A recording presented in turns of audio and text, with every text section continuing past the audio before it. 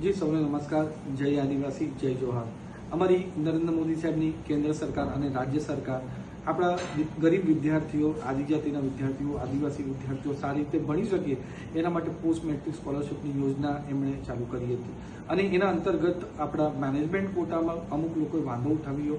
એના કારણે થોડા સમય માટે આ પોસ્ટ મેટ્રિક સ્કોલરશિપ યોજના બંધ કરવામાં આવી હતી, ખાસ કરીને મેનેજમેન્ટ કોટામાં. પણ આ જેવું અમારા ધ્યાનમાં આવ્યું, આદિવાસી વિદ્યાર્થીઓ અમારા ધ્યાનમાં આવ્યા, એવી તરત જ રજૂઆત અમે કેન્દ્ર સરકાર અને રાજ્ય સરકારમાં સતત મળીને કરી.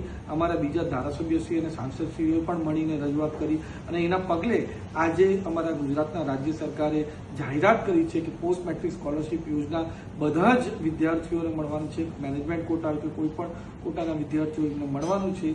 એ મોટું આજે એક અમારા આદિવાસી વિદ્યાર્થીઓના માટે, હિતના માટે અમારા કેન્દ્ર અને રાજ્ય સરકારે ફેસલો લીધો છે. તો નરેન્દ્ર મોદી સાહેબની ને પાછો ખૂબ ખૂબ ધન્યવાદ કહેવા માંગુ છું.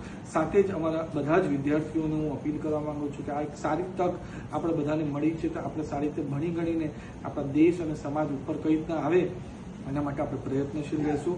અને જ્યારે જ્યારે વિદ્યાર્થીઓને મારી જરૂર પડશે ત્યારે હું વિદ્યાર્થીઓ માટે હંમેશા હાજર જ રહીશ. ધન્યવાદ.